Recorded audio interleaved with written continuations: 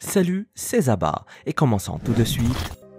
Des saints momifiés. Le Vatican a mené un programme très étrange entre 1975 et 2008 et qui s'inspire de l'une des plus grandes spécialités des Égyptiens. Tout comme les Romains ont adopté certains des dieux égyptiens il y a déjà 2000 ans, le Vatican s'est inspiré des techniques funéraires égyptiennes. En 1975, Monseigneur Gianfranco Noli, directeur du musée égyptien du Vatican, a eu une inspiration. Après avoir examiné l'excellent état des momies égyptiennes vieille de 4000 ans, il a pensé que l'Église pouvait améliorer le traitement des papes et des saints pour obtenir le même effet. Nous savons que sous le Vatican se trouve le corps préservé de Jean XXIII, qui est aussi bien conservé que lorsqu'il est mort en 1963. Il est enterré dans un cercueil de verre et n'a pas l'air d'avoir plus de 100 ans. Sa préservation s'inspire du processus de momification de l'Égypte antique. Et entre 1975 et 2008, une équipe d'embaumeurs d'élite du Vatican a préservé environ 31 saints et importants serviteurs de Dieu. L'équipe a été appelée par de nombreuses congrégations pour traiter les corps de saints qui n'avaient pas été embaumés au moment de leur mort et qui ont été retrouvés plus tard dans un état de décomposition. C'est le cas pour le corps de Sainte Claire d'Assise,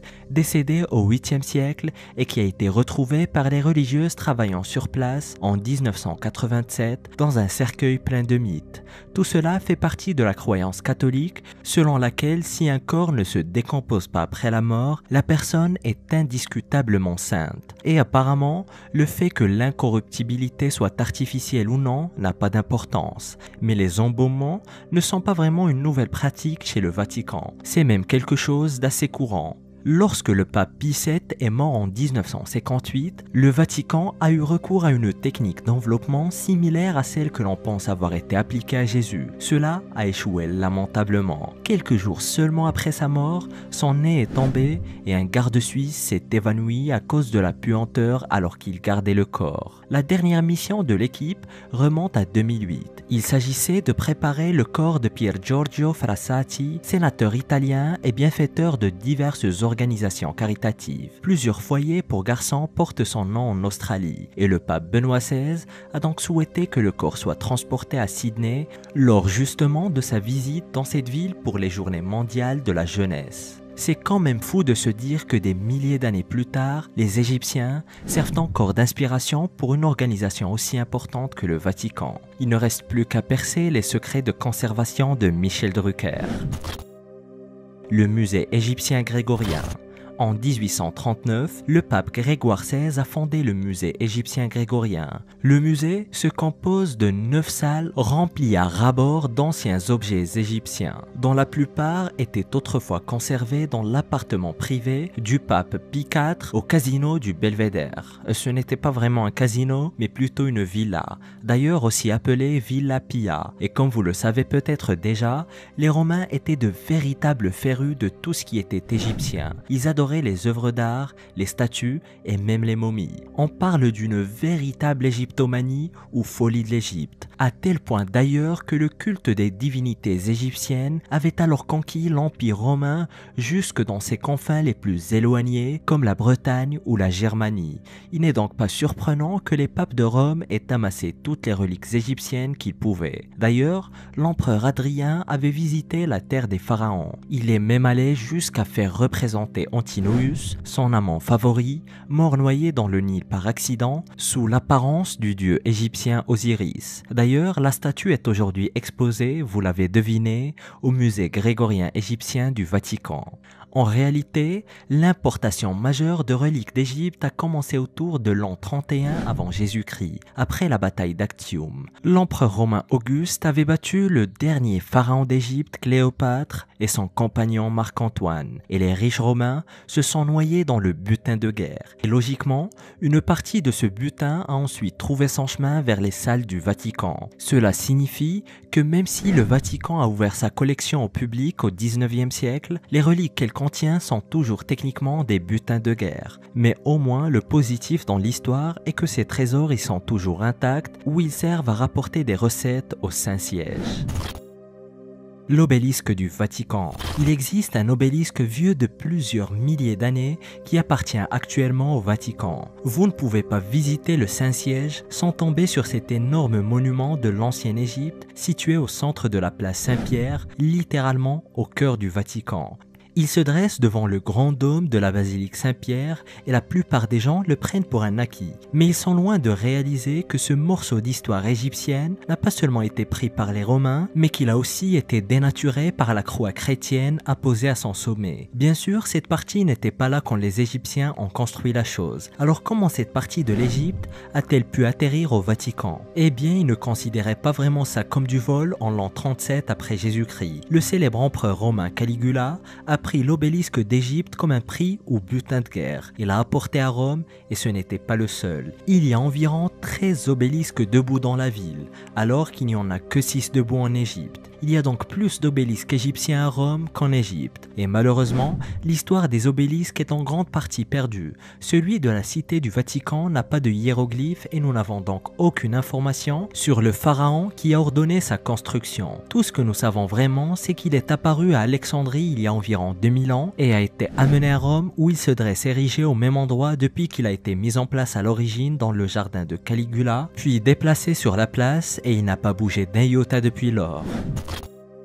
Les enseignements interdits du Christ. La plus ancienne copie connue d'un texte mystérieux détaillant les enseignements de Jésus-Christ n'est pas cachée au Vatican. Cette ancienne pièce de l'histoire chrétienne a été découverte dans une décharge égyptienne. Le manuscrit a été trouvé avec d'autres bouts de papier du 5e siècle, des reçus d'impôts et un acte de vente pour un chariot et des ânes, mais aussi avec d'autres récits religieux qui deviendront célèbres comme les codex de la bibliothèque gnostique de Nag Hammadi. Il s'agit d'un manuscrit religieux très rare écrit en grec. C'est un morceau d'une histoire qui n'a jamais été incluse dans la Bible, appelée la première Apocalypse de Jacques. Il fait donc partie des apocryphes et n'a donc pas été inclus dans le canon biblique. Au lieu d'être l'une des histoires bibliques écrites il y a plus de 3000 ans, celle-ci a très probablement été écrite il y a environ 1500 ans. D'où d'ailleurs son rejet du canon. Le Vatican, ou l'Église catholique romaine en général, ne la considère pas comme étant un écrit canonique, mais c'est un texte religieux très important néanmoins.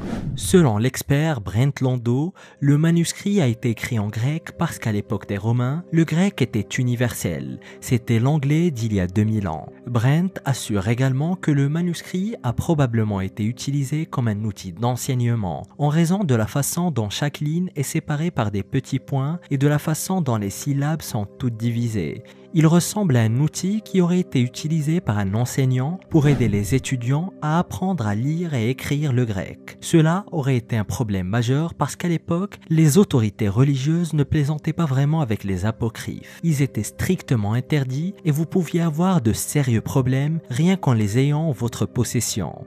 Pourtant, ce professeur était apparemment défiant et obsédé par l'histoire de la première Apocalypse de Jacques. Le livre décrit le monde comme une prison créée par un dieu maléfique. Fausse momie. Le Vatican conserve 2 momies très bizarres et particulières. Selon la Smithsonian Institution, ces momies sont fausses. Les chercheurs affirment que les momies du Vatican ne sont que des répliques datant du 19e siècle, à une époque où l'Europe était rangée par la manie des momies. Cette découverte assez particulière a été faite lorsque des chercheurs ont étudié la collection de momies du Vatican. Ils ont découvert que 2 d'entre elles étaient tout à fait anormales. Elles mesuraient toutes les 2 moins d'1 mètre et étaient supposées contenir soit les restes d'enfants momifiés, soit d'anciens faucons momifiés. Et lorsque les chercheurs ont décidé de tester l'ADN des ossements, ils ont découvert qu'ils provenaient d'un homme et d'une femme ayant vécu au Moyen-Âge. En d'autres termes, il s'agissait de personnes n'ayant pas vécu plus de 500 ans et dont les corps avaient très probablement été volés dans leur tombe, puis enveloppés dans de faux bandages de momies. Ils ont été exposés pendant des siècles et le Vatican ne s'en est jamais rendu compte. Numéro 4. Les restes d'Alexandre le Grand. L'Église catholique, ou plutôt les dirigeants du Vatican, pourrait en réalité dissimuler les restes de l'un des hommes les plus légendaires de l'histoire. Il existe une théorie est plutôt tirée par les cheveux d'ailleurs, selon laquelle le corps d'Alexandre le Grand est gardé secret par le Vatican qui ne souhaiterait pas que quelqu'un d'autre s'empare de ses os. Cette théorie veut qu'après la mort d'Alexandre en 323 avant Jésus-Christ, il ait été enterré quelque part dans une tombe à Alexandrie en Égypte. Après son enterrement, un marchand vénitien aurait volé son corps et l'aurait transféré en Italie, mais le cadavre aurait ensuite été identifié à tort comme étant celui de Saint Marc l'évangéliste et enterré dans la basilique Saint-Marc. La théorie est assez extravagante et il n'y a pas beaucoup de preuves qu'elle soit avérée. Si l'on en croit ces personnes, c'est en fait le corps d'Alexandre le Grand qui se trouve à la basilique et non celui de Saint-Marc. Ça expliquerait pourquoi la tombe d'Alexandre n'a jamais été retrouvée alors que les gens cherchent depuis des milliers d'années. C'est en fait le seul aspect qui fait sens. Après qu'Alexandre soit décédé de cause inconnue, il a été enterré à Memphis en Égypte. Quelques décennies plus tard, son corps a été déplacé à Alexandrie et tous les dirigeants les plus puissants du monde antique sont venus à travers les siècles pour se recueillir sur sa tombe. Tout le monde savait où il se trouvait, et il n'est donc pas logique que sa disparition ait été si facile. Il serait plus logique que son corps ait été volé, transporté en Italie et ensuite étiqueté comme le corps d'un saint. Néanmoins, aucune preuve ne semble confirmer cette théorie. Le savoir d'Alexandrie. Au IIIe siècle avant Jésus-Christ, la grande bibliothèque d'Alexandrie était censée être le plus grand dépôt de connaissances du monde antique. C'était un centre d'apprentissage où les érudits du monde entier venaient s'instruire et étudier. La bibliothèque aurait été ouverte sous le règne de Ptolémée Ier après la mort d'Alexandre le Grand. Et la fonction première de la bibliothèque était de rassembler toutes les connaissances sur Terre pour former l'ultime dépôt de la sagesse humaine. Malheureusement, la bibliothèque a été détruite il y a environ 2000 ans. Nous ne savons toujours pas pourquoi, mais la bibliothèque d'Alexandrie a complètement disparu en 400 après Jésus-Christ. Certains disent que c'est un manque de fonds gouvernementaux qui a conduit à sa dégradation, puis elle a été brûlée par les musulmans. Selon une autre théorie, ce sont les chrétiens qui ont détruit la bibliothèque parce qu'elle allait à l'encontre de leurs croyances. Mais certains pensent que d'autres païens ont détruit cette célèbre bibliothèque. Entre 48 et 47 avant Jésus-Christ, Jules César était impliqué dans une guerre civile. Les sources antiques rapportent qu'il a mis le feu à ses propres navires et que le feu s'est propagé jusqu'au rivage, détruisant la bibliothèque et tout ce qui s'en approchait. Mais c'est là que les choses deviennent vraiment louches. Il n'y a en fait aucune preuve archéologique de la présence d'une énorme bibliothèque à Alexandrie. Il existe certes des vestiges antiques, mais qui ne pouvaient contenir qu'environ 70 000 livres. Les chercheurs disent qu'il est impossible que la bibliothèque ait contenu ne serait-ce qu'une partie de tous les textes du monde. Mais certains experts croient vraiment que ce sont les chrétiens qui ont détruit la bibliothèque et qu'ils ont même emporté certains des livres de sagesse les plus importants avec eux. Ces livres seraient cachés dans les archives du Vatican. Mais pour l'instant, ce n'est rien d'autre qu'une théorie. La pyramide de Rome. La pyramide de Cestius est la seule pyramide de Rome. Elle n'est pas techniquement dans la cité du Vatican, mais elle a une histoire assez similaire à celle de l'obélisque du Vatican. Mais rassurez-vous, les Égyptiens n'ont pas pris la pyramide et l'ont emmenée avec eux, mais ils ont plutôt volé le style égyptien. En l'an 30 avant Jésus-Christ, l'Empire romain a absolument décimé l'Égypte. En quelques années, les Romains étaient obsédés par tout ce qui était égyptien, et en 18 avant Jésus-Christ, la construction de la pyramide de Cestius a débuté. Il n'a fallu qu'une seule année aux Romains pour la construire en tant que monument funéraire pour un certain Caius Cestius Epulo. C'était un prêteur, ce qui signifie qu'il était extrêmement important et la pyramide funéraire était beaucoup plus petite que ce qu'il avait souhaité. À cette époque particulière de l'histoire romaine, une loi très spécifique régissait les démonstrations excessives de richesse. Les gens ne pouvaient pas organiser de fêtes trop grandioses, ils ne pouvaient pas porter de vêtements trop luxueux, et ils ne pouvaient certainement pas construire de pyramides géantes qui éclipsaient tous les autres bâtiments de la ville. Il y avait autrefois une plus grande pyramide à Rome, appelée la pyramide de Romulus ou pyramide Vaticana. Elle se trouvait entre le Vatican et le mausolée d'Adrien. Cependant, le pape Alexandre VI a ordonné que l'ancienne pyramide soit démolie à la toute fin du XVe siècle. Il a ensuite utilisé ces morceaux pour aider à construire les marches de la basilique Saint-Pierre. les plus grands trésors. Le grand musée égyptien du Vatican abrite certains des objets les plus étranges et les plus précieux du monde. Par exemple, il y a la statue d'Anubis, le dieu égyptien de la momification, portant une toge romaine. Cette belle statue de marbre date du 1er siècle de notre ère, époque à laquelle les Romains ont commencé à adopter de nombreux dieux égyptiens. Cette statue illustre la fusion d'Anubis avec le dieu romain Mercure. Dans une main, il tient un instrument de musique égyptien appelé sistre. C'est un instrument de musique à percussion constitué d'un cadre dans lequel sont enfilés des coques de fruits, des coquilles ou des rondelles métalliques qui s'entrechoquent. Et dans l'autre main, il tient le caducée d'Hermès, que le dieu Hermès utilisait pour guider les âmes dans la mythologie grecque et romaine. Cette statue, bien que d'inspiration égyptienne, provient en fait de Rome et a été offerte au pape Benoît XIV en 1749. Le pharaon cannibale. Ounas ou Ounis était le dernier pharaon de la 5e dynastie égyptienne, le tout dernier souverain de ce que les historiens considèrent généralement comme l'âge d'or de l'Ancien Empire. L'histoire de l'Égypte allait se poursuivre avec la 6e dynastie, mais ce fut la fin de sa domination en tant que superpuissance d'Afrique du Nord. Suite à la fin de la 6e dynastie, l'Égypte est entrée dans son propre âge sombre. Mais parlons d'Ounas, un pharaon très mystérieux dont nous ne savons pas grand-chose. Il a été enterré sous la pyramide d'Ounas à l'angle sud-ouest de la pyramide à degrés de Djoser, située dans l'immense site archéologique de Saqqara. On pense qu'il a régné sur l'Égypte entre 2375 et 2345 avant Jésus-Christ. Il avait 2 reines, nommées Kénout et Nébet, et il aurait apparemment pratiqué le cannibalisme. Cette dernière partie reste quelque peu inattendue, et bien que nous n'ayons pas de preuves formelles de cela, nous avons le texte qui a été trouvé dans sa tombe.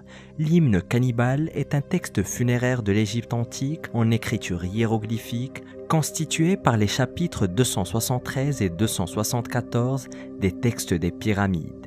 Et il apparaît pour la première fois gravé dans l'antichambre de la tombe du pharaon Ounas, et on peut y lire quelque chose dans ces lignes.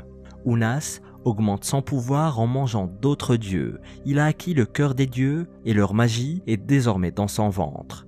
Cela pourrait être une simple métaphore pour quelque chose d'autre, mais on dirait presque que le roi Ounas mangeait ses ennemis, avalait leur cœur et que tout cela faisait partie d'une tentative insensée de gagner leur pouvoir. Le pharaon Pépi II. Pépi II fut le dernier souverain de la 6e dynastie et le dernier pharaon de l'ancien empire d'Égypte. Et avec la mort de Pépi II, la véritable grandeur de l'Égypte s'est éteinte et le pays a été plongé dans un terrible âge sombre, une des nombreuses périodes troubles qui allaient suivre au cours des siècles ultérieurs. Pépi II portait le nom royal de Néferkaré, qui signifie « belle est l'âme de Ra ». Il a eu de nombreuses épouses et de nombreux enfants et semble avoir été un souverain correct ou bien considéré. Il a entretenu des relations diplomatiques fructueuses avec Byblos en Syrie et en Palestine, a négocié la paix avec la Nubie et a même établi de nouveaux liens avec d'autres royaumes d'Afrique. Il avait pour politique d'instaurer la paix par la pacification, car il pensait que la classe dirigeante égyptienne ne pouvait conserver sa richesse qu'en entretenant des relations cordiales avec tous ses voisins. Il aurait régné de 2278 à 2184 avant Jésus-Christ. Mais les égyptologues débattent de ces chiffres, certains disant qu'il a régné pendant 64 ans, d'autres 94. Quoi qu'il en soit, le pouvoir de Pépi II a commencé à diminuer au cours des dernières années de son règne. Et à cette époque de l'histoire égyptienne, l'économie était en plein essor. Ils avaient leur propre forme de capitalisme qui canalisait tout l'argent du peuple vers un très petit groupe de riches individus qui possédaient pratiquement tout. Cela devient très vite un problème pour le pharaon. Et tandis que les hauts fonctionnaires égyptiens s'enrichissaient follement, le contrôle s'éloignait de plus en plus de la capitale à Memphis, et les individus exerçaient leur propre influence. Pour mettre cela dans une perspective plus moderne, cela reviendrait à dire que les PDG des plus grandes entreprises technologiques ont soudainement construit leur propre ville et ont eu leur propre gouvernement miniature pour prendre le pouvoir loin du gouvernement. Et c'est exactement ce qui s'est passé avec les nobles dans des villes comme Akhmim, Abydos et Éléphantine, construisant leurs propres palais, pyramides et tombeaux. Ils ont eu tellement d'influence que le pharaon Pépi II a très vite perdu son emprise sur le pays et en quelques années, le gouvernement tout entier s'était complètement effondré. La première période intermédiaire. Après la mort de Pépi II, le gouvernement égyptien était en ruine. C'était le début de l'assemble de l'Égypte antique et ce n'était pas très beau. Cette époque est officiellement connue sous le nom de la première période intermédiaire de l'Égypte et elle a duré de 2181 à 2140 avant Jésus-Christ. Après la tourmente de l'âge des ténèbres, le Moyen Empire a été instauré, mais l'Égypte ne retrouvera jamais l'éclat de l'Ancien Empire avant l'âge des ténèbres. L'Égypte fut donc plongée dans le chaos et le pouvoir qui avait été détenu par la monarchie de Memphis pendant environ 500 ans fut redistribué à des personnes de moindre statut dans tout le pays. Certains des plus chanceux étaient les prêtres mortuaires qui avaient été fortement impliqués dans la construction des pyramides de Gizeh pendant la 4e dynastie. Tant de ressources avaient été investies dans la construction des pyramides que les prêtres qui en étaient responsables avaient développé leur propre culte. On pourrait considérer les prêtres mortuaires égyptiens comme les premiers évêques du Vatican. En réalité, le pharaon ne contrôlait plus rien. Les prêtres mortuaires se déchaînaient, accumulaient les richesses et les gouverneurs individuels gouvernaient leur ville comme de petits États indépendants. Et pendant plus d'un siècle, l'anarchie totale a régné et toute harmonie a été brisée. Le peuple ne se sentait plus uni en une seule Égypte, mais ils étaient réduits une fois de plus à des tribus et des États indépendants qui se chamaillaient sans cesse. Une famine mortelle. En 2180 avant Jésus-Christ, au début du premier âge sombre en Égypte, une famine a balayé le pays. Le pays était déjà plongé dans le chaos en raison de l'effondrement de la structure du pouvoir et la famine n'a fait qu'aggraver les choses. L'Égypte dépendait des crues annuelles du Nil afin d'irriguer ses cultures. Au moindre changement climatique, ils avaient de sérieux problèmes. Et coïncidence sinistre, c'est au début de l'Assembre que les moussons africaines se sont déplacées au sud de l'Éthiopie, ce qui signifie que le Nil n'a pas été inondé et que les cultures n'ont pas reçu l'eau dont elles avaient désespérément besoin. Et en l'absence des eaux de pluie en provenance des hauts plateaux éthiopiens pour se déverser dans le Nil, la sécheresse a sévi pendant de nombreuses années. On ne sait pas exactement combien de temps la sécheresse a duré, mais suffisamment longtemps pour que les historiens l'appellent la Grande Famine. Et les gens mouraient de faim dans les rues. Il y a sans doute eu des pertes massives, et pendant ce temps-là, les partis au pouvoir accumulaient les richesses pour pouvoir se maintenir, tandis que les villes étaient plongées dans une anarchie affamée. Le soulèvement des immigrés. Après le premier âge sombre, l'Égypte entre dans le Moyen Empire. Les pharaons ont de nouveau une très forte emprise sur le pays et les récoltes sont à nouveau irriguées. Tout se passe bien alors que les Égyptiens se projettent dans l'avenir, mais hélas, les problèmes surviennent une fois de plus. Vers 1800 avant Jésus-Christ, les choses se déroulaient relativement bien depuis plus de 200 ans. Et ensuite, les pharaons au pouvoir ont essuyé de nouveaux revers. L'un après l'autre, les pharaons se sont révélés inefficaces et faibles, ce qui a déclenché une nouvelle période de troubles. Juste avant que l'Égypte ne soit plongée dans un deuxième âge sombre, un groupe appelé les Hyksos a profité de la faiblesse des pharaons pour prendre le contrôle de la partie nord du pays, chose qui ne laissa aux pharaons qu'une petite partie de l'Égypte au sud à gouverner. Et pendant longtemps, les historiens n'ont pas réussi à identifier les Hyksos et à déterminer leur provenance. Ils avaient des noms légèrement différents de ceux des Égyptiens typiques et il existe des théories selon lesquelles ils étaient originaires de quelque part en Asie du Sud-Ouest. Selon les textes égyptiens, ils étaient des envahisseurs étrangers qui ont pris le pays par force. Mais certains historiens disent que ce n'était que de la propagande égyptienne. Selon l'archéologue Chris Tantis de l'université de Bournemouth, les Hyksos étaient des migrants qui avaient été accueillis en Égypte pendant plusieurs siècles et qui ont fini par accéder au pouvoir. En d'autres termes, les Hyksos ont migré en Égypte venant certainement d'Asie et ce, dès le début du Moyen Empire. Ils étaient si nombreux qu'ils ont pu prendre le contrôle du gouvernement local et finalement renverser les pharaons. La deuxième période intermédiaire. À partir de l'année 1782 avant Jésus-Christ, peu après le soulèvement des Hyksos, l'Égypte est entrée dans son deuxième âge sombre. Il a duré beaucoup plus longtemps que le premier, jusqu'en 1570 avant Jésus-Christ. Cette période sombre est appelée la deuxième période intermédiaire et elle était quelque peu différente du premier âge sombre. Cette fois, les Hyksos détenaient le pouvoir au nord, tandis que les Égyptiens détenaient le pouvoir au centre, dans la capitale Thèbes, et au sud, les Nubiens régnaient. Ce qui arriva fut que les pharaons s'affaiblirent, les Hyksos prenant le pouvoir au nord, et les Nubiens saisirent leur chance pour prendre le pouvoir dans le sud. C'était une période de désunion majeure, avec le peuple égyptien fragmenté et en colère, avec des divisions culturelles et une violence anarchique. C'est également au cours du deuxième âge sombre que les Égyptiens ont perdu une grande partie de leur culture. L'écriture hiéroglyphique tombait peu à peu en désuétude, la qualité de l'art a souffert, la littérature a souffert et la religion égyptienne a commencé à se dégrader. Et l'Égypte s'est éloignée de plus en plus de son héritage. C'est aussi une période de grande effusion de sang, chaque faction se battant pour le contrôle.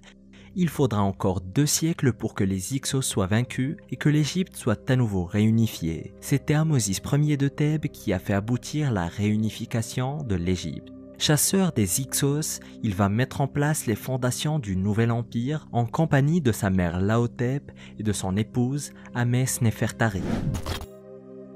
La troisième période intermédiaire. Si l'Égypte était une série télévisée, le Nouvel Empire serait la dernière saison. Le Nouvel Empire a duré de 1570 à 1069 avant Jésus-Christ. Il y a eu une très brève période connue sous le nom de la Basse Époque qui a suivi, de 525 à 332 avant Jésus-Christ. La Basse Époque était l'épilogue de l'histoire égyptienne lorsque la puissance égyptienne s'est effondrée et qui se finira par la conquête d'Alexandre le Grand de l'Égypte. Mais entre le Nouvel Empire et la Basse Époque, il y a eu la troisième période intermédiaire. C'était le plus sombre de tous les âges. Il a duré plus de 500 ans et l'Égypte s'est affaiblie comme jamais auparavant. Elle a littéralement été rangée de l'intérieur. Tout a commencé par une division du pouvoir. Tanis était le siège d'un gouvernement, tandis que Thèbes était le siège d'une puissante théocratie. Les grands prêtres dirigeaient Thèbes, bien qu'ils prétendaient être dirigés par le dieu Amon lui-même. Et ce qui avait commencé comme une fracture s'est transformé en un effondrement total. À la 22e dynastie, l'Égypte était en proie à la guerre civile. Il y avait des monarques dans presque toutes les grandes villes, y compris Héracléopolis, Tanis, Thèbes, Memphis, Saïs et Hermopolis. C'est dire à quel point la troisième période était violente, sanglante et misérable. Et donc quand les Nubiens ont attaqué pendant la 23e dynastie, l'Égypte était tout simplement incapable de se défendre à cause des guerres intestines. Ensuite, les Assyriens à leur tour allaient envahir le pays et l'Égypte a été déchirée. La différence entre le troisième âge sombre et les deux précédents est qu'à sa fin, l'Égypte antique telle que nous la connaissons était définitivement morte. La première grande conquête.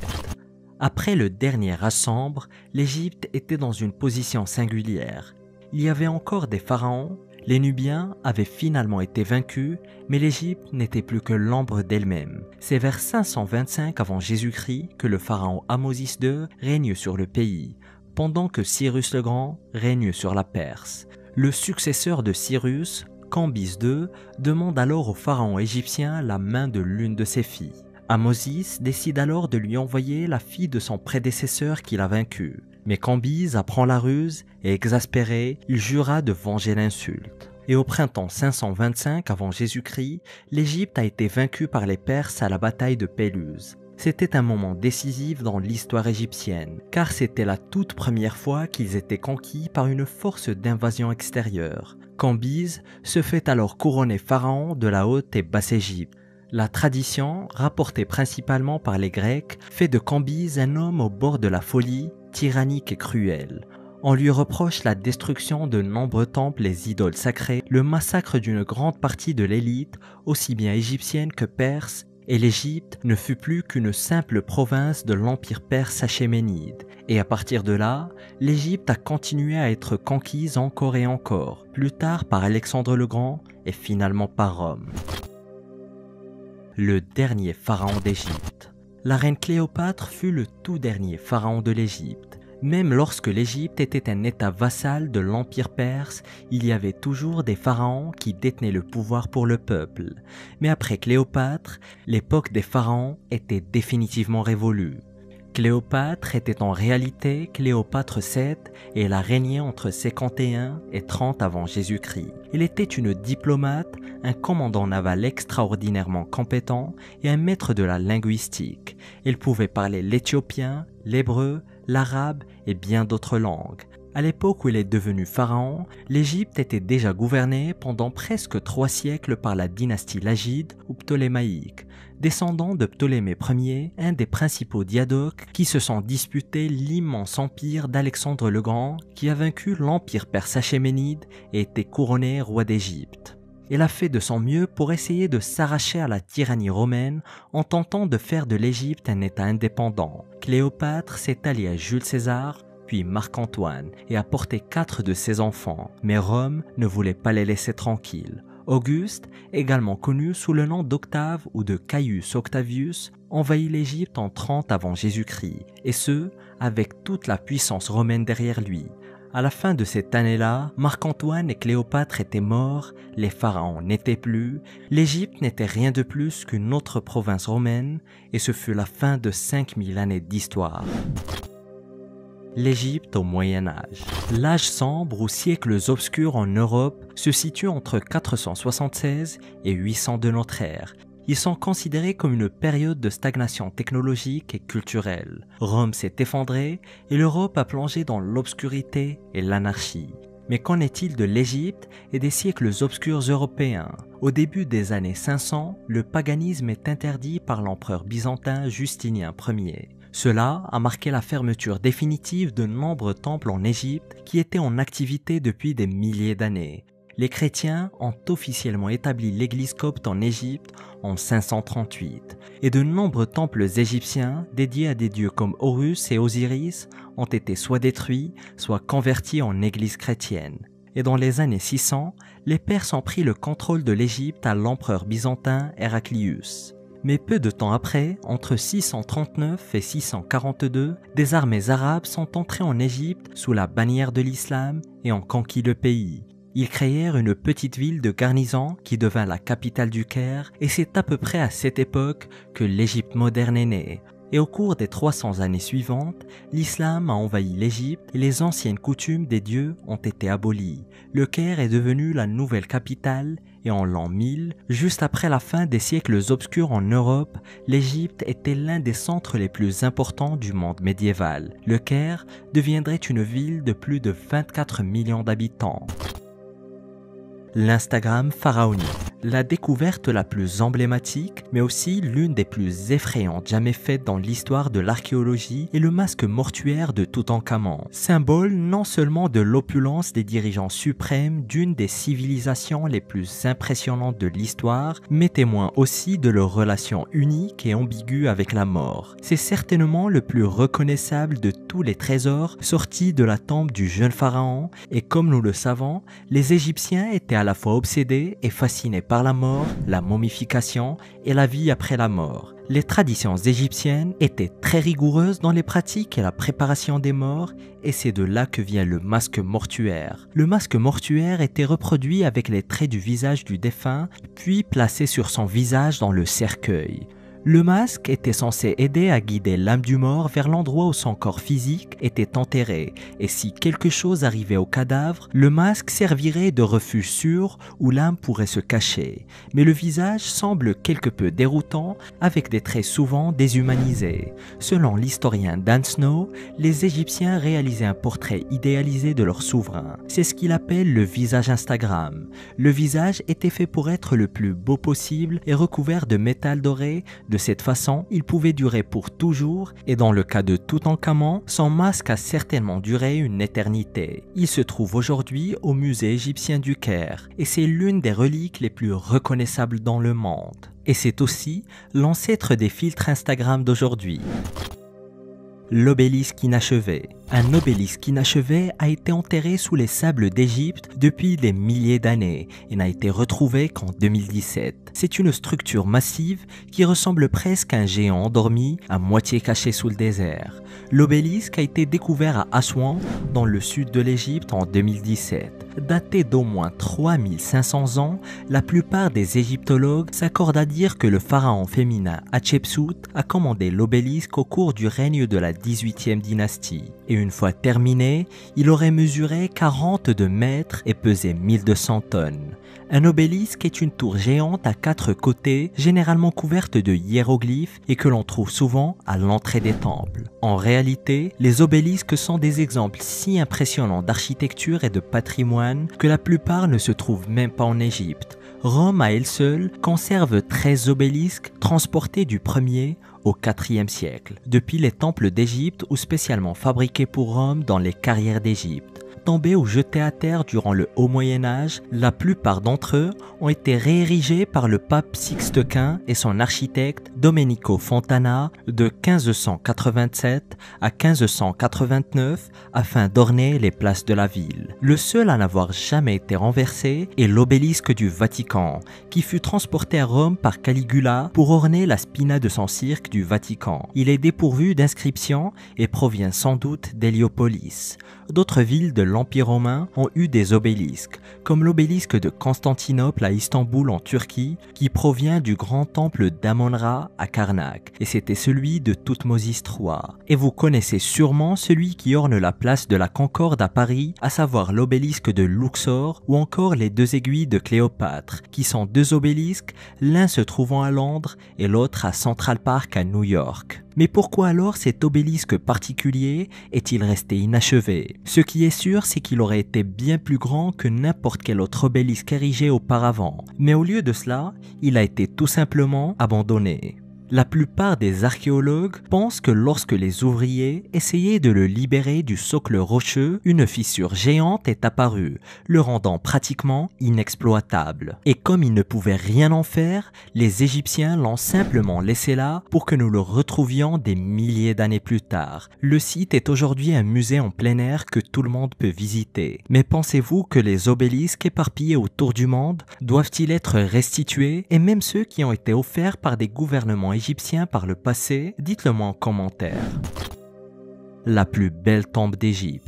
Si je vous demande quelle est la plus belle tombe d'Égypte, vous penserez sûrement à celle de Toutankhamon. Mais ce n'est pas vraiment le cas. Et c'est aussi l'une des plus déroutantes, car elle ne remplissait pas sa fonction première. Il s'agit de la tombe de Séti Ier. Et bien qu'il ne soit pas le pharaon le plus réputé, il était incroyablement important pour les Égyptiens. Séti Ier a régné pendant la 19e dynastie d'Égypte. Il était le fils de Ramsès Ier et le père de Ramsès II, et il a probablement régné entre 1294 avant Jésus-Christ et 1279 avant Jésus-Christ. Au cours de son règne, Séti Ier s'est attaché à rétablir l'ordre dans tout le royaume égyptien, et ce, tout en reprenant le contrôle de l'ancienne Syrie. On peut même admirer des exemples de ses grands succès militaires sur la façade du temple d'Amon à Karnak. Et même s'il était un grand souverain, sa renommée a été largement éclipsée par son fils. La tombe de Séti Ier est connue sous le nom de Kv-17 et a été découverte en 1817 dans la Vallée des Rois.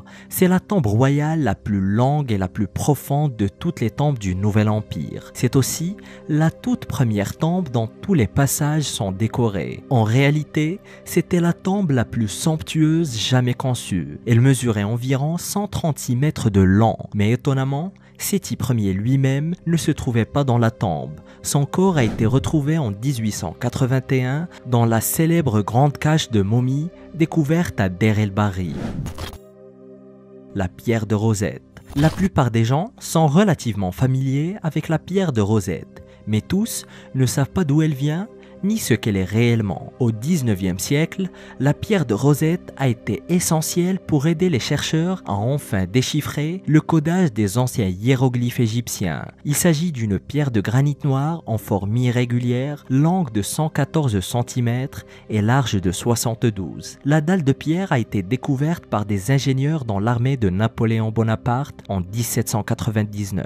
C'est aujourd'hui l'un des artefacts les plus célèbres au monde. Et fait intéressant, elle a été prise par les Britanniques après leur victoire sur les Français en Égypte, tout juste 2 ans après sa découverte. C'est pourquoi elle est aujourd'hui exposée au British Museum de Londres. Sacré roast beef. La pierre de Rosette contient un décret datant de 196 avant Jésus-Christ, rédigé par le nouveau souverain d'Égypte, Ptolémée V, vantant combien il était généreux et pieux. Bien sûr, on le croit sur parole. La pierre était à l'origine exposée dans un temple, mais elle a ensuite été retirée pour des raisons qu'on ignore. Le décret sur la pierre a été écrit en hiéroglyphe égyptien standard qui, à l'époque, était surtout utilisé par les prêtres, en démotique égyptien ancien, la langue des gens du commun, et en grec ancien. Cela a aidé les chercheurs à comparer les mêmes phrases écrites dans 3 langues différentes. La pierre de Rosette a permis aux scientifiques d'enfin percer le mystère de l'ancien système d'écriture égyptien, qui jusqu'au début des années 1800 était un mystère complet. La reine mystère d'Égypte. La seule chose que nous savons avec certitude sur Kia, pas la voiture, la mystérieuse femme d'Amarna, c'est qu'elle s'appelait Kia et qu'elle était mariée au pharaon Akhenaton. Tout le reste n'est que spéculation. Ce qui devait être son cercueil a été adapté pour l'enterrement d'un pharaon, donc nous ne savons pas où est son corps, et les reliefs la représentant ont été retaillés à l'effigie de la fille d'Akhenaton suite à sa mort, suggérant que ceux qui sont venus après elle voulaient la déshonorer. Certains historiens pensaient que son importance venait du fait qu'elle avait peut-être donné naissance au futur Toutankhamon et qu'elle serait morte en couches. Cette théorie est infirmée par les dernières études qui ont révélé que Toutankhamon était le fils d'Akhenaton et de sa propre sœur et épouse secondaire, à l'identité inconnue mais surnommée Younger Lady par les égyptologues. Certaines de ces sources indiquent qu'au sein de la cour royale, elle a gagné le titre de très aimée. Son titre complet était épouse très aimée du souverain de Haute et Basse-Égypte, indiquant qu'elle était préférée à toutes les autres épouses d'Akhenaton. Mais si c'est le cas, comment a-t-elle pu être pratiquement effacée de l'histoire et pourquoi? Selon certains égyptologues, elle ne ferait peut-être qu'une avec la princesse mytanienne Tadoukipa, dont parle la correspondance diplomatique d'Amarna et qui avait épousé Amenhotep III. Tadoukipa était la fille du roi de Mitanni, Tushratta, et aurait changé son nom pour celui de Kia sous le règne d'Akhenaton, dont elle serait devenue l'épouse secondaire. D'autres pensent que les preuves étant insuffisantes, Kia était très probablement égyptienne ou bien nubienne. Son identité et les raisons pour lesquelles certains ont tenté de l'effacer de l'histoire restent tout de même un très grand mystère. Selfie égyptien. Des archéologues viennent de mettre à jour une fascinante collection de momies de la période gréco-romaine égyptienne en excellent état. Les momies ont été trouvées à El Fayoum, enveloppées dans des bandages en lin, certaines portant des masques dorés et d'autres avec des visages peints sur leur sarcophage en bois. Normalement, les cercueils de cette période ne sont pas décorés, mais ces tombes datant de 2000 ans a été trouvé dans une partie reculée du désert et regorgée de peintures colorées et de nombreux hiéroglyphes racontant l'histoire de la famille. Cette partie de l'Égypte était autrefois une riche oasis et les gens d'ici pouvaient se permettre davantage de luxe que la plupart des Égyptiens de l'époque. Et à ce moment-là, l'Empire romain exerçait une très grande influence sur l'Égypte, chose que l'on peut constater par l'architecture, le style artistique et les vêtements que les gens portaient à cette époque. Plus de 1000 portraits de personnes de l'époque gréco-romaine ont été découverts dans la région. Peints sur du bois, ils étaient généralement posés sur les bandages des momies décorées. Les familles aristocratiques égyptiennes sous la dynastie ptolémaïque pensaient que tout ce qui était romain était en vogue, et ces portraits représentent la plus grande collection de portraits antiques trouvés à ce jour. Mais quand les fouilles sauvages ont commencé, tout le monde s'est mis à tout déterrer d'un coup et à séparer les momies de leurs cercueils et les portraits de leurs visages. Trouver des personnes enterrées il y a des milliers d'années avec un portrait réel de ce à quoi il ressemblait réellement est tout simplement un miracle. Le puits d'Osiris. Sous la chaussée menant à la pyramide de Khéphren à Gizeh, il existe un puits souterrain rempli d'eau. Les chercheurs ont appris en 1945 que des guides touristiques y descendaient pour nager mais n'ont pas enquêté sur la chambre. Entre-temps, le puits est devenu un lieu de baignade très populaire et une véritable attraction pour les gens qui croyaient que le puits était relié à des tunnels qui menaient à la fois à la Grande Pyramide et au Sphinx. Mais suite à de nombreuses histoires et spéculations, en 1999, l'égyptologue Zahi Hawass a finalement fouillé le site surnommé le puits d'Osiris. Son équipe a découvert un complexe de chambres descendant jusqu'à 33 mètres sous terre et composé de 3 niveaux. Et ils y ont découvert au moins 7 sarcophages appartenant à des prêtres d'élite. 5 des cercueils ont été retirés du site et 2 y sont restés. Le puits d'Osiris a été originellement daté de 600 avant Jésus-Christ, mais de nombreux experts pensent qu'il est beaucoup plus ancien et les chambres les plus profondes sont gorgées d'eau et les tentatives précédentes pour les vider ont jusqu'ici échoué. Les experts ne savent pas d'où vient l'eau, mais ses niveaux fluctuent et il est impossible de s'en débarrasser. Certains pensent qu'un sarcophage partiellement submergé dans une des chambres puisse s'agir d'une tombe symbolique dédiée à Osiris, le dieu des enfers. Celle-ci prenait l'apparence d'une île entourée par les méandres du canal qui semble justement délibérément conçu de façon à être rempli par les eaux de ruissellement souterraines. Et ce n'est pas tout. Un nouveau tunnel s'ouvre dans la partie nord-est de l'endroit le plus profond du réseau, un endroit très étroit et encombré de boue. Son entrée est juste assez large pour laisser passer un enfant et depuis 1999, plusieurs tentatives ont été effectuées pour l'explorer, mais en vain. Une nouvelle expédition est actuellement en cours, mettant en œuvre un robot japonais pour tenter justement de découvrir ce qui a motivé les anciens Égyptiens à creuser ce nouveau réseau de tunnels dans la roche à une aussi grande profondeur. Nous ne sommes peut-être pas au bout de nos surprises. Test de grossesse égyptien. Aujourd'hui, faire un test de grossesse est quelque chose d'assez anodin.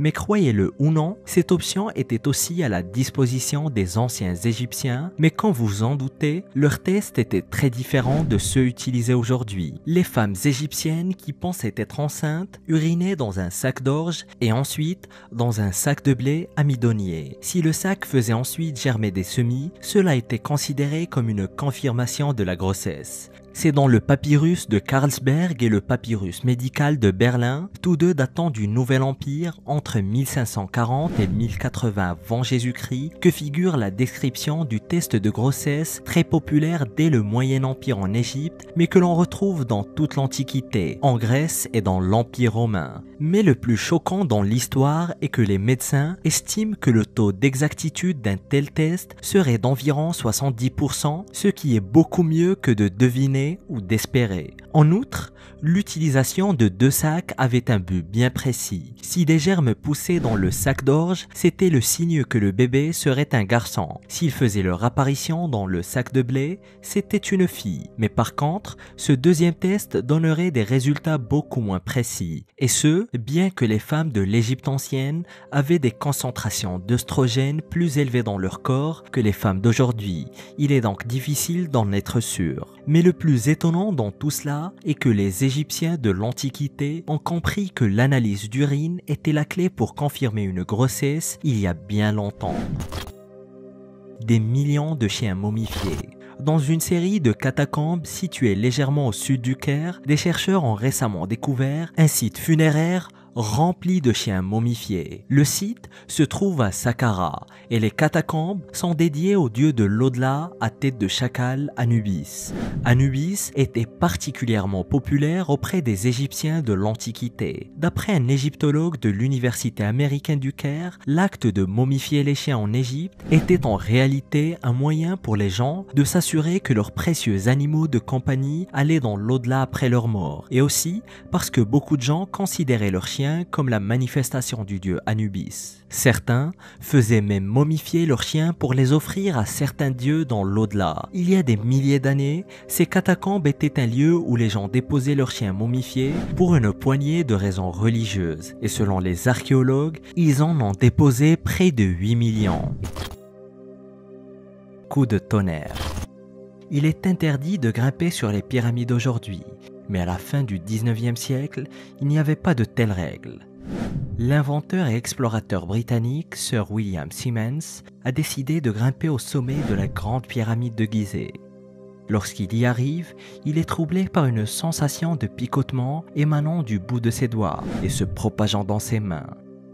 Et quelques instants plus tard, il a pris une gorgée de vin de célébration dans une coupe en métal et a reçu une décharge électrique à l'instant même où ses lèvres ont touché le bord de la coupe.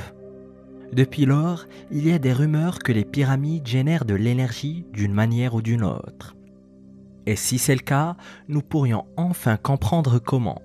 Il y a des canaux sous le plateau de Gizeh à travers lesquels l'eau s'écoule en grande quantité. Cela signifie que le flux d'eau à haut volume qui passe par ces cavités souterraines est capable de produire un courant électrique connu sous le nom de physioélectricité. La physioélectricité peut être définie comme l'électricité obtenue à partir des mouvements physiques naturels à l'aide de dispositifs de canalisation. De nombreuses théories marginales ont suggéré que les pyramides étaient en fait des centrales électriques. Mais pour autant que nous le sachions, les Égyptiens ne connaissaient même pas l'électricité.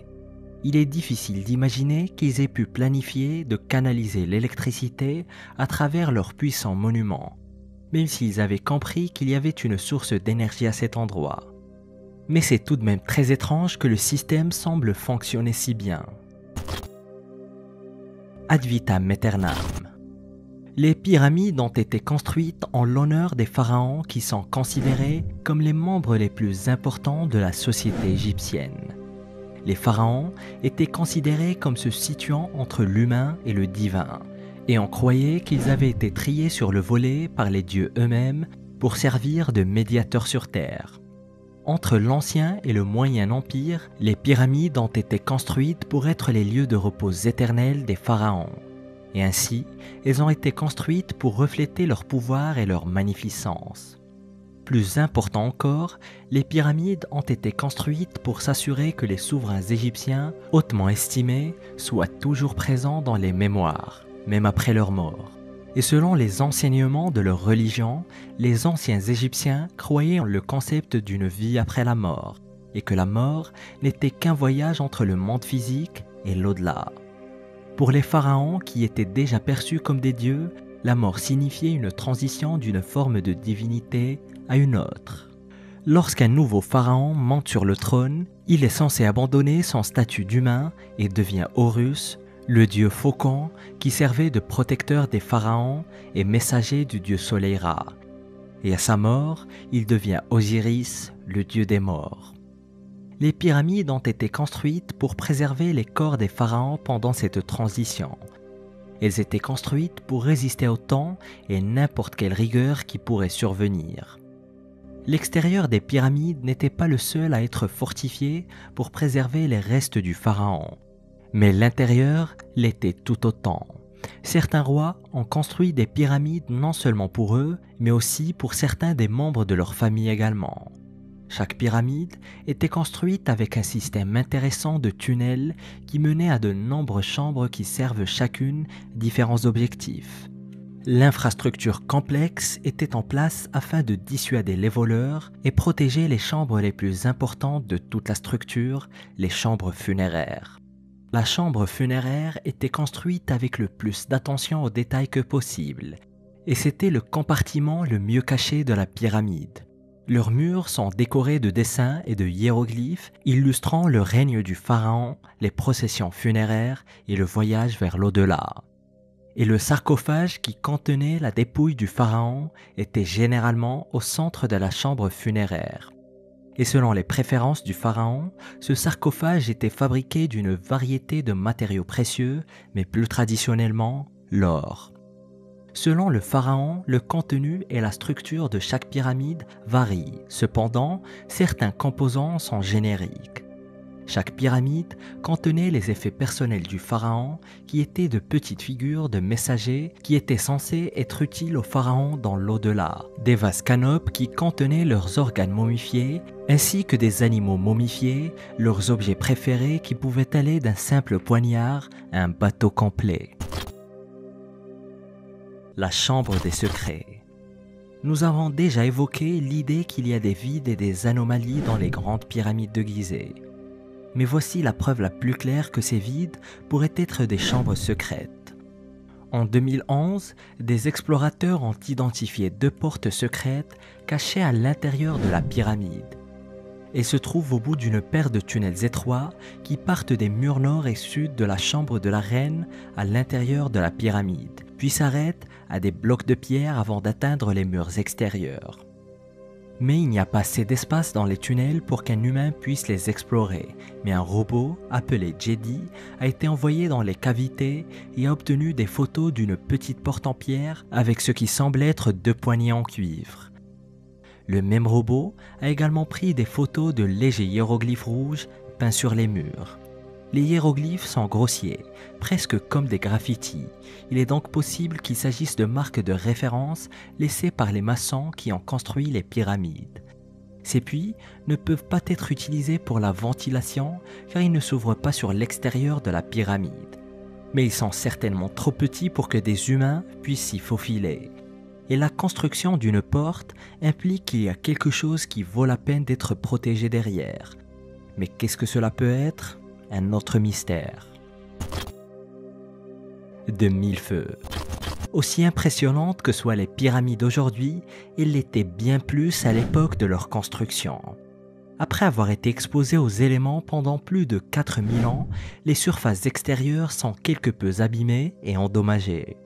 Mais lorsqu'elles ont été achevées, elles avaient des façades brillantes et étincelantes qui donnaient l'impression qu'elles étaient faites de verre. Selon Jacqueline Williamson, une égyptologue de l'université de Harvard, les pierres de parement qui constituaient les façades extérieures des pyramides étaient polies à un degré très élevé en utilisant des matériaux abrasifs comme du sable fin, du grès et même de la brique pour produire une finition parfaite. Au plus fort de la journée, lorsque le soleil était au plus haut dans le ciel, elles semblaient presque briller. Williamson est sûr à 100% de ses conclusions et insiste sur le fait que le temps, l'effort et la précision impliqués dans le processus de polissage signifient que la qualité des artisans qui ont travaillé sur les pyramides était encore plus remarquable que ce que nous avons toujours imaginé. Quant à ce qui est arrivé à ces façades brillantes, ils se sont naturellement dégradés et se sont effrités avec le temps. Mais certaines des pierres de revêtement ont été retirées il y a très longtemps pour être utilisées dans d'autres projets de construction, ce qui a bien sûr accéléré le déclin. Souffler le chaud et le froid. Chaque fois que la technologie utilisée par les archéologues progresse, quelqu'un retourne toujours aux pyramides pour voir si cette technologie conduit à des avancées. Et en 2015, une équipe internationale de scientifiques et d'architectes a mené une étude conjointe des pyramides de Gizeh et a identifié des anomalies thermiques dans les profondeurs des structures. Des températures plus élevées que prévues ont été enregistrées dans 3 pierres adjacentes dans une zone impossible à atteindre, tout en bas de la grande pyramide. Et bien que des espaces vides, des matériaux de construction différents et des courants d'air internes aient tous été suggérés comme cause possible de ces anomalies, personne n'est en mesure de se prononcer avec certitude. D'autres anomalies ont été détectées dans la partie supérieure de la grande pyramide. La découverte a été faite lorsque l'équipe de recherche a utilisé la thermographie infrarouge afin de scanner les pyramides lorsqu'elles se réchauffaient au lever du soleil, puis à nouveau lorsqu'ils se couchaient et que le calcaire refroidissait. Il est pratiquement certain qu'il existe des pièces et des chambres à l'intérieur de ces pyramides que nous n'avons pas encore pu atteindre. Mais pourquoi ces chambres seraient-elles plus chaudes que la structure qui les entoure ? Malheureusement, il faudra peut-être attendre plusieurs années avant de le découvrir. Gravé dans le marbre. Voici une question que se posent de nombreuses personnes qui ont étudié les grandes œuvres et les monuments égyptiens de l'Antiquité. Comment faisaient-ils pour couper des pierres et des roches massives, lourdes et épaisses, avec apparemment plus de facilité que ce que peuvent faire nos outils modernes ? Les plus grandes entreprises de construction du monde auraient du mal à reproduire les grands monuments égyptiens. Et pourtant, nous sommes censés croire que les Égyptiens les ont créés avec rien de plus que des outils manuels de base. Mais on n'en est pas si sûr. Il disposait très certainement de scies très puissantes, et le signe le plus évident en est le sarcophage de granit dans la chambre du roi de la grande pyramide de Gizeh. Les marques sur le fond de la boîte n'ont pu être faites que par une scie, et une scie de très grande taille. Les marques sur le fond du sarcophage ont été découvertes et décrites par Flinders Petrie. Il a également décrit une erreur apparente de découpe qui s'est écartée de la référence sur plusieurs centimètres avant que les ouvriers ne s'en aperçoivent ou ne prennent la peine de retirer la scie de la découpe et de recommencer. Nous ne savons pas de quoi était faite la lame de la scie, si elle disposait de dents ou utilisait des abrasifs. Mais qu'est-il advenu de la technologie de la taille de pierre des anciens Égyptiens? Pourquoi n'en avons-nous jamais trouvé de traces modernes? Encore une fois, un mystère. Cavité secrète. On pourrait écrire un recueil sur les mystères de la grande pyramide de Gizeh à elle seule. Elle a 4500 ans et nous ne comprenons toujours pas vraiment comment elle a été construite. Ce seul fait mériterait d'être inclus ici, mais il y a un autre mystère concernant la pyramide qui n'a été révélé qu'en 2017. En utilisant une technologie de balayage sophistiquée, les archéologues ont identifié 2 grands vides à l'intérieur de la structure de la pyramide. Et bien sûr, ils n'ont aucune idée de ce qui s'y cache. Ça pourrait n'être rien de plus que des tunnels de service utilisés pendant la construction de l'édifice, où ils pourraient contenir des sarcophages ou quelque chose d'autre. L'un des vides fait 30 mètres de long et semble avoir à peu près la même forme que la grande galerie qui se trouve directement dessous. Il est possible qu'il ait été inclus dans la conception pour réduire la charge de la roche au-dessus de la grande galerie et l'empêcher de s'effondrer. Mais ce serait bien d'en avoir le cœur net. Les vides ne semblent pas avoir de passage menant directement à eux. Il ne sera donc pas chose facile de les atteindre. D'ailleurs, les scientifiques sont en train de concevoir de nouveaux robots creuseurs de tunnels pour faciliter leur travail. Pyramide rajeunie. Je viens juste de décrire la grande pyramide de Gizeh comme ayant 4500 ans. Mais comment en être vraiment sûr? Les historiens conservateurs affirment que les pyramides de Gizeh ont été construites en 85 ans seulement, entre 2589 et 2504 avant Jésus-Christ. Mais ces estimations pourraient ne pas être tout à fait exactes. Cette estimation provient des tests de datation au radiocarbone effectués sur des matériaux provenant de l'intérieur et de l'extérieur des pyramides en 1984. À l'époque, nous n'en savions pas autant sur la datation au carbone 14 et d'autres tests effectués en 1994 et 1995 ont indiqué que les estimations précédentes pouvaient être erronées de plus de 2 siècles, rajeunissant les pyramides de 200 ans. Ceci est significatif, car cela voudrait dire que la pyramide de Sésostris II n'a été construite qu'environ 1 siècle après sa mort. Et il subsiste un autre problème, et c'est le fait que les datations par le carbone 14 sont souvent obtenues à partir de bois, et les Égyptiens avaient l'habitude de réutiliser le bois à plusieurs reprises. Le bois prélevé à l'intérieur et autour des pyramides était peut-être déjà vieux lorsqu'il a été utilisé à cet endroit. Les livres d'histoire vous diront toujours que 4500 ans est l'âge exact des pyramides, mais il pourrait tout aussi bien être plus proche de 4000 ans. La pierre Benben. Nous savons d'après les archives historiques égyptiennes que la pierre Benben était censée avoir des qualités surnaturelles. Elle a été trouvée dans le temple de Ra à Héliopolis et était le premier point d'impact des rayons du soleil chaque matin. La pierre initiale est perdue depuis très longtemps, mais elle a influencé la conception de plusieurs sculptures et statues qui existent encore aujourd'hui en Égypte, notamment les célèbres pierres de voûte ou pyramidions qui ornaient les pyramides. On pense que la pierre symbolisait le phénix, une créature importante de la mythologie égyptienne en raison de sa capacité à survivre à la mort et à revenir parmi les vivants. Certains historiens pensent que le benben représente la semence du phénix, car le mot a été approximativement traduit par fertilisation dans la langue utilisée à l'époque de la construction du temple de Ra. Une autre légende raconte que le Benben était le monticule qui a émergé en premier des eaux lorsque le grand dieu Atum a créé le monde. Ce ne sont pas les seules pyramides de la région. Les grandes pyramides de Gizeh sont l'une des merveilles architecturales les plus connues de l'histoire de l'humanité. Peu d'autres bâtiments, même les mégastructures qui ont été construites des milliers d'années après, n'ont pas réussi à atteindre la grandeur et le caractère spectaculaire de ces quelques structures. Cependant, bien qu'elles soient monumentales, elles sont loin d'être les seules pyramides de la région. De nombreux autres complexes pyramidiaux existent à l'intérieur et à l'extérieur des frontières de l'Égypte. En réalité, et aussi choquant que cela puisse paraître, le pays avec le plus de pyramides dans le monde n'est pas l'Égypte. Le Soudan frontalier, qui était autrefois le centre de la civilisation nubienne, étroitement lié à l'Égypte, abrite plus de pyramides que n'importe où ailleurs dans le monde, soit plus de 220 pyramides. Et pour en découvrir plus sur le fascinant royaume de Nubie et sa relation avec l'Égypte, clique sur cette vidéo.